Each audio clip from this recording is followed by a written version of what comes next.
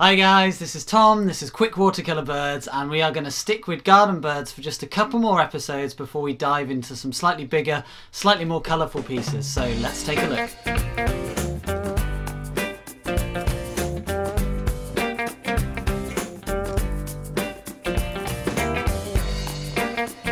Okay guys, so in this episode we're going to be looking at a slightly more browny bird, which initially sounds a bit boring, but actually we're going to look at how to inject a bit of colour and light into that. And for the first time we're going to look a lot closer at creating some of those markings. And this bird is one of the smallest birds we have here in the UK, although there are some smaller ones. And this is the wren, and it's another one of everyone's favourites because they're full of character, they're cheeky little fellas. We do see them around and about the place, but they tend to flip from one place to another. And their size also makes them really interesting because they are so small. There's a few various things to tackle here. So like I said, kind of dealing with the browns is a big one. We don't want muddy, sludgy browns. We want vibrant, bright browns. And also we need to think about whether it's a kind of cool brown, a warm brown, a slightly orangey yellow brown, etc, etc. And then the other thing to think about is those markings. And in the quick tips section, I am going to talk about the few different ways you can create markings, whether you want them slightly more striking and sharp, or whether you want them to be soft and a bit more fuzzy. So I'm going to talk about the colours I actually use in the painting stage, but before we dive into that we're going to take a look at the drawing, so let's go. As usual, I started with the two biggest shapes, which are kind of the head and the body, and as always looking for the angle through the body to give that kind of gesture. And then lovely contrast to the angle and the shape of the body is that tail kind of popping up at that angle. So we've got a really interesting kind of dynamic of lines going through the big shapes there, which give it a lovely bit of character, a lovely bit of gesture, and very much the feeling of a wren. As I said, we're going to do a tiny bit of background in this one. We're just going to introduce some very, very simple leaves, but it's still very much a focus on the bird. What I have done here is we've got a very characteristic part of a wren, which is this little wing that kind of pops out the back of its body. And again, that gives it its kind of very notable character. It's a very specific shape there. Mine's maybe a little bit too long and not quite deep enough, so what I'm just going to do is round off the top there, sorry, the end there, and just take a little bit out there with my putty rubber. And we've got all of these lovely markings, and in the quick tips section I'm going to look at the various ways that you can do markings, but we're going to keep them really simple. We're going to almost imagine that the markings aren't there, paint what's underneath, and then either when it's dry or while it's still a little bit damp, we're going to drop in a few of the markings just to give the illusion of that. But remember, it's quick watercolour birds. It's not a huge amount of detail. We're after character, movement, and letting the paint flow. So let's get into the painting. Okay, so first up I want to talk you through my colours. I've got a few different colours out. I've also got some left over dried out on the palette, which they might end up getting in there, which is no bad thing if I want to create some slightly more vibrant greens. But my kind of base palette is Ultramarine Blue, nice and purpley, but it will give us some deep darks. Burnt Sienna, which is a colour I don't use much, but it's such a beautiful, warm, kind of convenience colour. Perfect for a little wren. And then we can make it darker with ultramarine. With those two colours together, they give us a really deep black.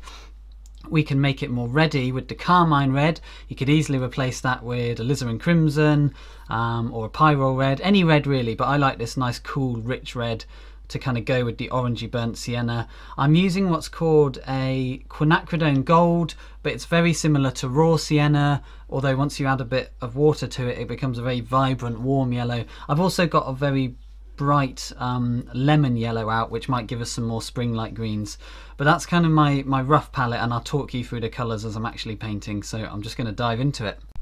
Okay, so my first wash is going to be that kind of raw sienna style colour, the Quinacridone gold, and a little bit of burnt sienna just to take the edge off it. And I'm going to dive into that lovely kind of vibrant colour on the wing, and then we're going to go from there. So just going to lay down a nice confident brush stroke.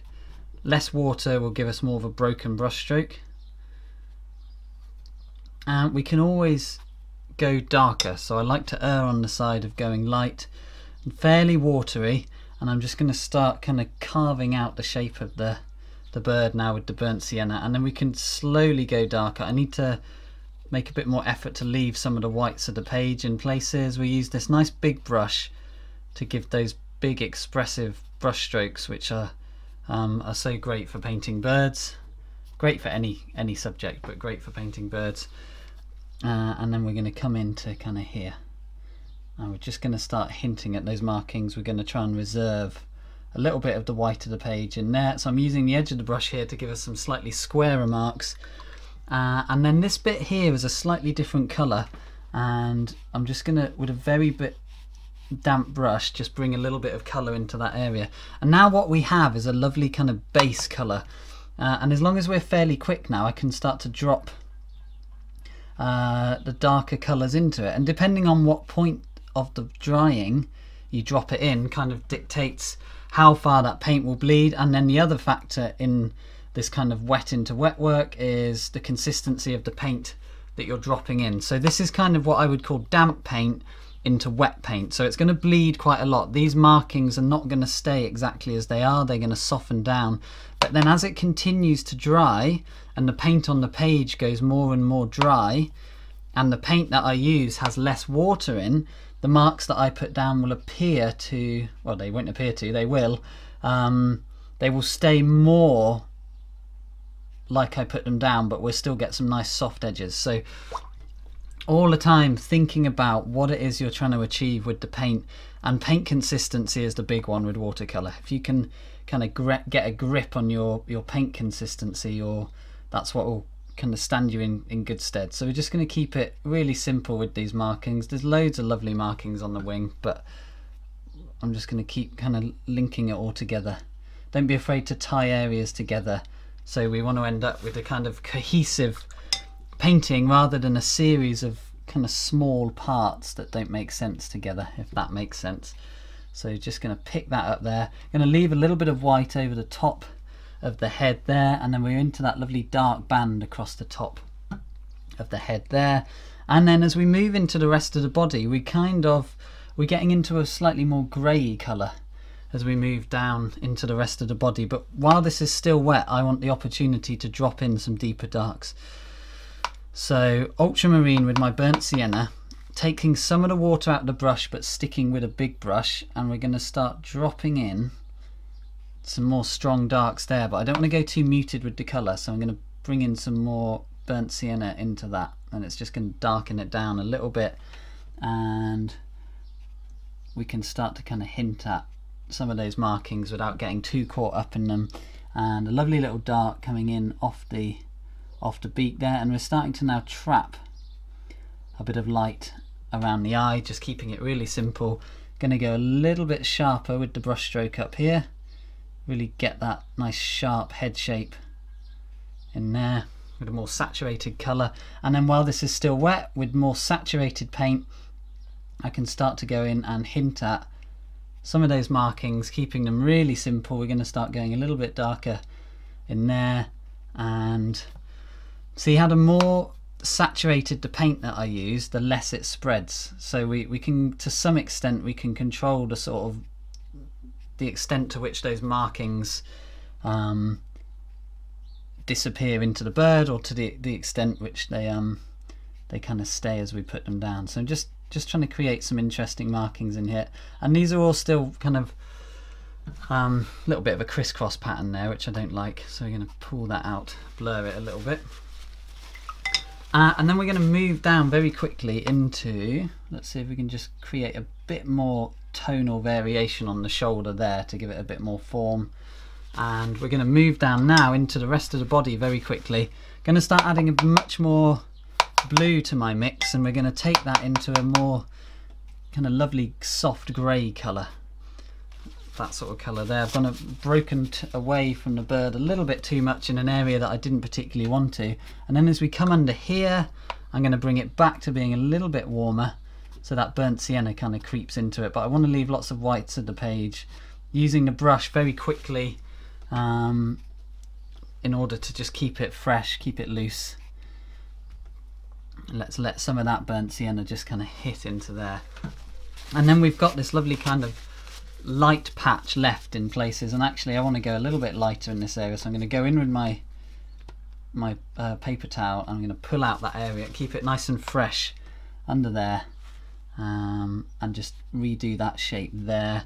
And then we can start to push the depth of that tone a little bit more. I'm not going to put any markings on the underside yet because they'll just disappear because it's so wet, but what we can do is drop a bit of colour in there and we can do a few little markings around the face, and then we're going to go darker in places at some point, but that point is not quite yet. So we're going to drop a little bit more of a dark colour into the foot there. Going to keep that really simple, and while it's still wet, we're going to very quickly come into the branch. So with the branch, we're just going to keep it really simple, let that paint kind of flow together. I've sort of gone a little bit away from my drawing here, but that doesn't matter too much at all. Keep it a little bit softer. And then we want to start looking at creating some of those leaves very quickly. So ultramarine with my lemon yellow, and with a watercolor brush we can just do something very simply like that, and we've created a wash which we can drop back into. So we're just very quickly creating a nice loose wash. Don't worry about the colours from the bird going into the colours of the leaves. That can be quite a nice little feature. Some of you might want to do it, some of you might not, but it can be a really nice little feature, and we can work with it. We can use it to our advantage. What we've got now is we've got nice wet washes which we can drop more colour into. So here I can go a little bit darker in places. As long as we're quick while it's still wet, we can see how they're dried fairly quickly. It's quite a hot day, so they're drying fairly quick. But we can kind of drop lots of colour in, so we end up with a nice kind of loose feeling, and we can even go lighter and pop in some other colours in the background just to give the illusion of stuff going on, make it a little bit looser. I just want to, while it's still wet, at the top of the, whoops, wrong colour, at the top of the head up here, we're now going to be, this is almost dry up here because it is a hot day and a dry day. The colour is drying very quickly, so it means that I have to work fairly quickly if I want to get nice wet into wet marks, but at the same time, if I want to start bringing in darker marks over the top of what I've already done, it's very easy to do so. So I'm just kind of trying to get some bit more marking going on in there, and the more saturated I put my paint, the darker it's going to get. So I've used up a lot of my burnt sienna already, and already it's got a lovely little feeling to it, so we're just going to kind of keep rolling with that. And actually we're sort of not actually that far off. Remember, I wanted to make this one a very quick one. They're such fun little birds. Actually, you're better off trying to capture them as quickly as possible. So now is kind of effectively kind of dry brush, which is I'm going to show you a few different versions now in the quick tips of the ways in which you can create markings. So we'll dive into that, and then we'll come back and look at this.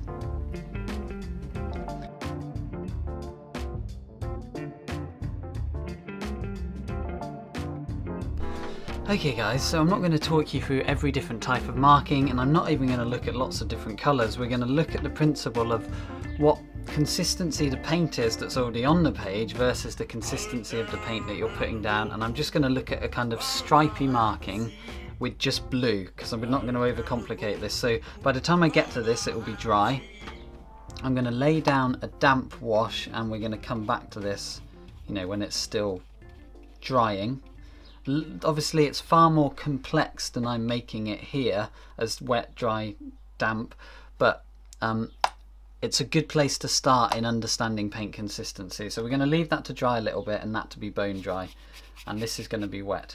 So if I put wet into wet, so fairly consistent, similar consistency of paint, so let's go wet into wet first, that marking just disappears into the paint. Let's go with damp on the brush, so less water, more paint, and it kind of spreads about and pools, but nowhere near as much as that. It's going to be darker than that, and we're going to come in there, and that marking might show up a little bit, but on the whole it's going to disappear into the wet wash. And then if we go with almost pure paint, that kind of Marmite consistency, and we do the same, it won't go as far, but as that dries it will very much kind of dissipate, and so what you'll get is very, very soft markings at best. Most likely you'll get a kind of dappled effect as different pigments kind of merge together, but this area is still damp. So if we put a kind of similar consistency of wash into that, so let's go with, so if we go kind of fairly wet into damp, so this is very watery, not much pigment into it, again it'll kind of just disappear. If we go to more of a damp into damp, so this is kind of a fair bit of water but a lot of pigment, so it kind of beads and splits apart but still pulls together a little bit, and we do that into there, we're going to get a mark that stays more than when the paint is wet. And the drier this gets, the stronger your marking will remain. So I'm going to go slightly less water, more paint into the damp mix. We're going to get a stronger line because there's more pigment, so it's going to be darker. These are almost going to disappear completely. These should stay much as they are, and then especially when I go to my more neat paint into it, again they're going to dissipate and spread a little bit but not too much. And I'm going to kind of come back to this and keep doing that kind of over and over again, but next we're going to drop into our kind of on top of our dry area, but we need to make sure that that's bone dry first. Actually, before we go over to that, let's look at just doing some into here. This is continuing to dry and it's at a really nice stage where we can, it's a little bit damp, you might even just call it moist, and we're going to go in with fairly saturated paint and just do some markings like that, and just keep an eye on what happens to those. Let's go with pure paint, very little water in the brush, and do the same and see what happens to those. It's all about understanding what the paint consistency is on the page and what the paint consistency is in the brush, and we're still waiting for that to dry. But look how now we've done saturated into moist, so it's probably even more dry than damp if you want to call it that. And we're getting lovely soft edges and a fuzziness to them, but they're not disappearing anywhere near as much as these. And the joy is you can do a marking, and then with a sensitive touch you can always kind of reload it a little bit if you want it to stand out a little bit more. But look how we're getting markings here, whereas these have just kind of completely disappeared. This is more at the same stage as that now, so now you would go in and you would get a very different feeling to it. And then very finally, we've got an almost dry page here. One thing I'll show you while it's still drying is that kind of dry brush. Very little water, lots of paint, and we get that kind of mark. And that can be really lovely into a damp wash, but it can be equally lovely over a dry wash, which I'll just get to. Okay, and then very finally we have our dry wash, and obviously you can put a completely wet wash over the top of that. So this is a very, very wet wash, and you'll get a very light mark but a nice mark. You put a damp wash over the top, so it will be darker and slightly more easy to control. We put a very saturated wash, and then also you think about doing no water in the brush and a slightly lighter touch with saturated pigment, and we get that kind of dry brush look. But you're not going to get any wet edges because the paint underneath is not wet. So just to summarise, we've got a big, very wet wash. Any type of mark you put into it is pretty much going to disappear, and what it will create is a nice kind of mottled feeling, and you might get the merest hint of some markings. Here we've got much more damp marks, so the more pigment you put into a damp wash, the stronger your marking will be, but it will still give you lovely soft edges. The more and more that this dries, the sharper your edges will become, until we get to a completely dry wash where the marks over the top will always be sharp, so no soft edges, but the type of mark you get is still dependent on the amount of water and pigment that you have in there, and also the slight lightness or sensitivity of the brush. So that's it. Let's dive into the last bit of the painting. So now we're going to go, we can start to pop some of those markings kind of wet into that area under there. And then I'm going to let it dry off a little bit more before I dive in and do any more to that. Going to go a little bit darker with that there, but we can soften it down with a damp brush because it's a little bit harsh. Soften that edge there. And where else? We kind of need to denote the shoulder a little bit, so I'm just going to pop in a little dark line there, and almost like it's casting a shadow over the back of its shoulder. And I think I want to bring a darker tone into there just to create a little bit more form. But we don't want to create so many different variations and so many different markings that the bird kind of disappears. We want to keep it kind of fairly simple. So we're not far off here. We're very, very close to done already, which is exactly what I wanted. We wanted a nice quick watercolor bird, and that's what we've got. I'm going to push some of the darks here. So my ultramarine with my lemon yellow will give us nice muted colors, but the more ultramarine in there, the darker we can go. And let's kind of take some of that red, which I've used to kind of show the stalk of the willow kind of coming back that way, and let that all kind of flow together. Flow together as much as you want it to. Don't be afraid of colours kind of mixing together. I'm going to put another one in there, but I'm not going to do it yet because it will just catch that area too much, and I don't really want that. So I'm going to now pop back into some areas of the bird where I want to go a little bit darker. It's dry enough that I can pop it in, but it's not so dry that it will look too harsh, because we want the paint to soften as it spreads, but I don't want it to completely disappear into that area there. And I want to come a little bit darker on the underside of the bird here, and we can start to show a bit more shadow under there. And then it's just a case of how far do I take that shadow. I feel like it wants to come into there and under there. It's possibly a little bit too dark, but it's not a big issue. I can just go in with my damp brush at this stage and just see how I can just pull it back out again. I still want it to be darker than it was, but not as dark as that. And let's link together some of those markings under there. And really we're kind of into the head. Apart from a few little touches in other areas, we're basically there. Let's soften that down. So I feel it's a bit too harsh, so I'm going to go in with a little bit of a soft green and just break that into there. Almost getting a bit too complicated, or a bit too obvious. That's what I mean, not complicated necessarily. Let's keep it all wet. There we go. Keep it all kind of flowing together a bit more. Okay, so we're going to get into the beak, and the beak we're going to keep it very, very simple. You could do more information than this, but it's amazing as always what you can get away with leaving out and get a perfectly great, not just acceptable, perfectly great feeling of a beak. We don't need to do a huge amount with it. That's a little bit sharp and a little bit crude, so we're going to come back in. Sorry if my hand's in the way a touch. And we're just going to do that sort of thing. And as always, the eye will make the big difference to this.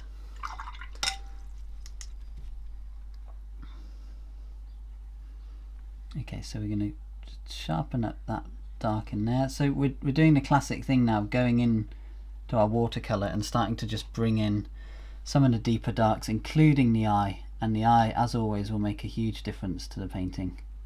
It kind of makes sense of stuff that looks predominantly abstract so far. Once we get that eye in, kind of comes to life. And then really we're just left with getting the beak shape right, which it isn't at the moment. It's not quite, it's a little bit stubby. It needs to go longer and pointier, so I'm just going to bring that to a much nicer shape in there. And then I'm going to really darken it up because it's not quite punchy enough, and it's not got enough of a curve on the top edge either. There we go. So that's it. You could do much more than that with the beak. I wonder if it just needs a little blast of a warm colour in there just to set it off. There we go, a little bit of warmth, and that same little bit of warmth into there while it's still wet is lovely. And we can take that into this area too. So I'm just glazing a bit of a warmer colour over there. And And we can take that into some of the markings. Don't want to make it complicated at this final stage. Let's keep the markings really simple around the face. Just that sort of a thing. And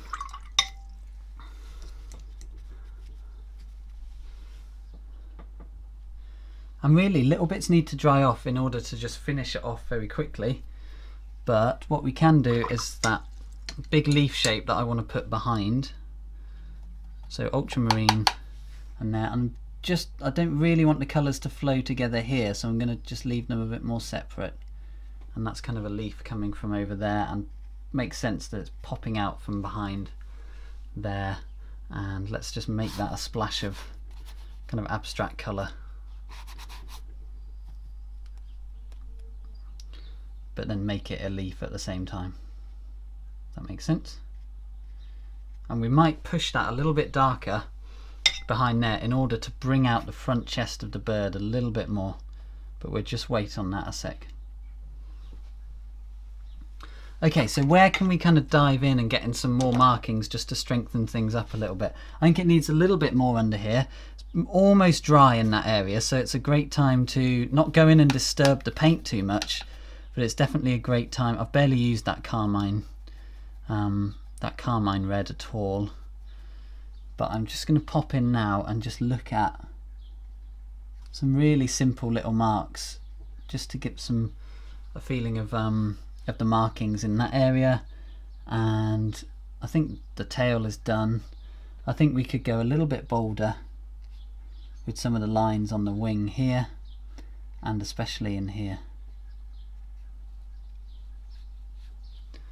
Something like that.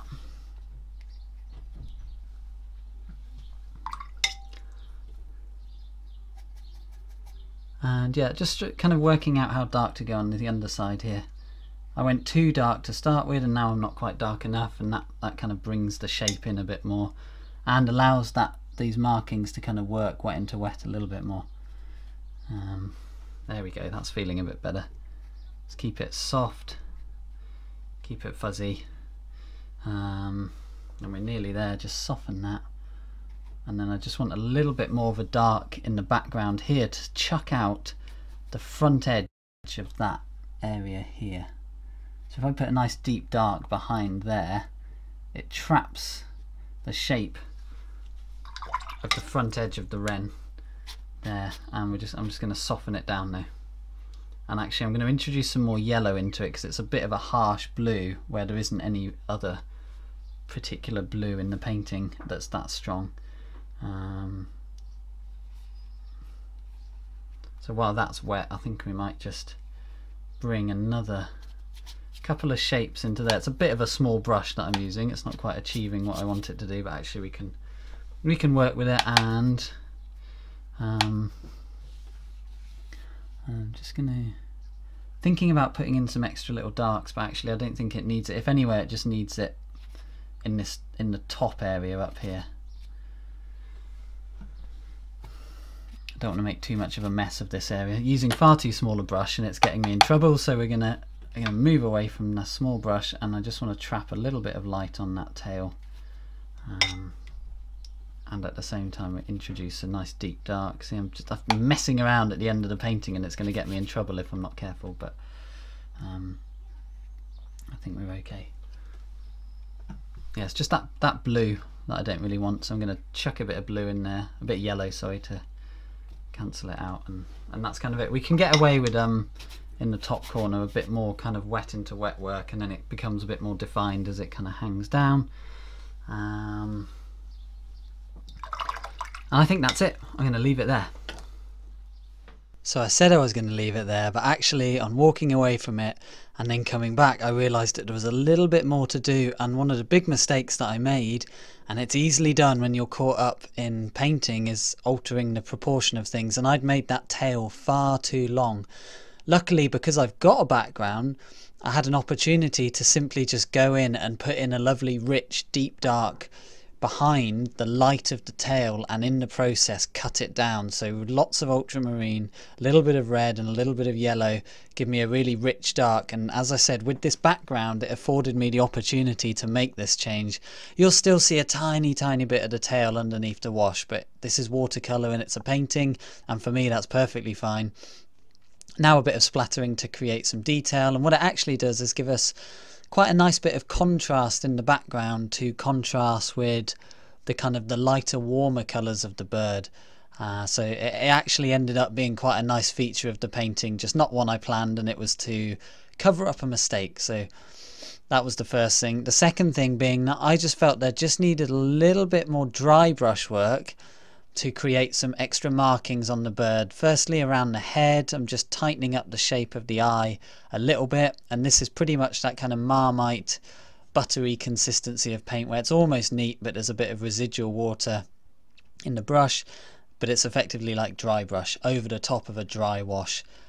It's one of the things I spoke about in the quick tips section. So it just felt like it needed a couple of little extra flicks, nothing too fancy. Certainly don't want to go overboard on it, less is more, but I just felt a few little extra flicks here and there of the brush, and a little bit of extra depth of tone on the underside of the bird and in the tail, and it was just worth doing just to take it up that little extra finish, up that little extra level. And then I think that really is it, guys. We shall leave it there. So there we have it, a cheeky little wren, really lovely to paint, a fairly quick one even though there's a reasonable amount of detail in there. And I forgot to mention at the start obviously that we are going to be putting a little bit of background in there, which is great fun to do. With the background, just keep it as simple as possible, don't get too caught up in painting every single leaf, and don't be afraid to kind of destroy the overall shape of the leaf with a slightly wetter wash and let it kind of flow together. We can always have a slightly more abstract area that's the background and combine that or contrast it, especially in this case with the wren, with some of those slightly sharper details and those slightly sharper markings. So don't forget, guys, you can hop over to the public section of my Patreon to find the line drawing. All the links are down below. You can also find me on Instagram at Tom Shepherd Artist, where I'm particularly active. And if you would like to take your support a little bit further, you can hop over to Patreon and support for as little as $1 a month. And on there are also some much higher levels which look at various different tutorials where I go much deeper into this stuff, as well as other medium. So until next time, happy painting, happy creating, and I shall catch you in the next episode.